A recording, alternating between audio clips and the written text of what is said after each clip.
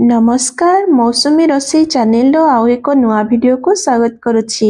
समस्तों घरे प्रायतः आलू बाइगण चुई बड़ी बेसर होथिबो हेले आज मो परि थरे रोसई करके देखंतु। बहुत कम समय रे होटल परि स्वादिष्ट बेसर तरकारी प्रस्तुत हो जिवो।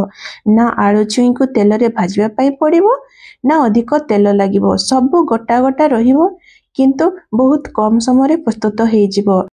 तो चलंतु आरंभ करिबा सजना चुई आलू बाइगण बड़ी बेसर तरकारी। तो सेथिपाई मु गोटे बड़ साइज रो आलू को ए भलिया साइज रो करी काटी नेछि, गोटे बड़ साइज रो बाइगण को नेछि और दीटा बड़ साइज रो चुई को नेछि और 6टा बड़ी।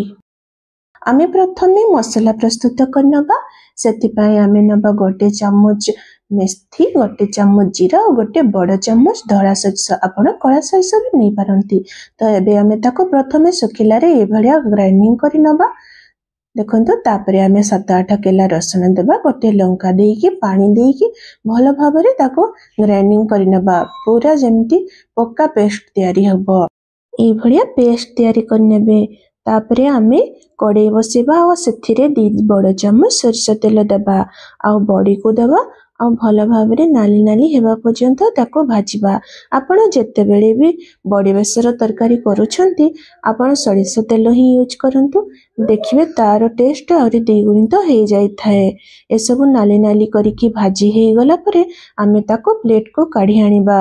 सेई कड़ाई रे आ 2 चम्मच तेल दे देबा आ तेल गरम होला परे आधा चम्मच सेठी दे देबा जीरा। जीरा फुटी गला परे आमे सेथिरे जो पेस्ट करी रखी थिले बेसर ताको दे देबा आ धोई देबा पानी टाको भी सेठी दे देबा आ ताको गोटे मिनिट पई ए भलिया कसी नबा। ए भलिया कसी हे गला परे सेथिरे आमे गोटे चम्मच बड़ हळदी पाउडर पकेइबा।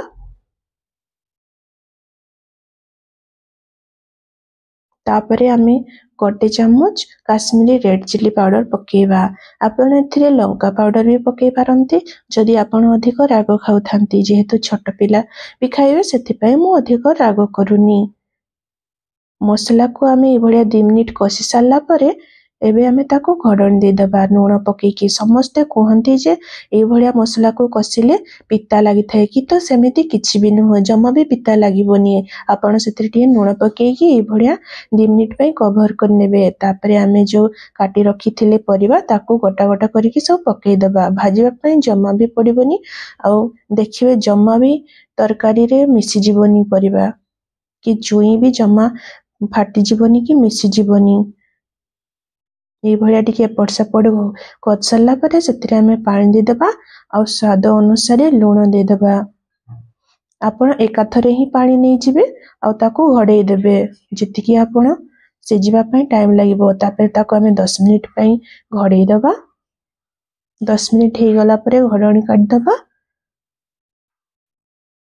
देखंतु सब गोटा गोटा अछि आ आमे सेथिरे बे बड़ी पकेइ देबा। मु जेतु कखारु बड़ी नेछि मु टिके आगरु पकोछि, आपण जदि अलगा बड़ी नउथे ताले ताको सब बेले परे ही पकेइबे नहले से तरकारी रे मिसी जिवो। जेहेतु कखारु बड़ी ताको टिके सिजिबा पई टाइम लागि थाए सेति पई मु आगरु ही पकोछि।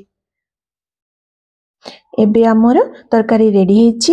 एबे हमें ता ऊपर गोटे बढ़िया छुक पकेबा। तो सेति पे मु प्याज आ 2-4टा रसुन को छेचि नेछि, गोटे सुखिला लंका फुटण आ 2टा बड़ साइज बिलाती को काटी नेछि।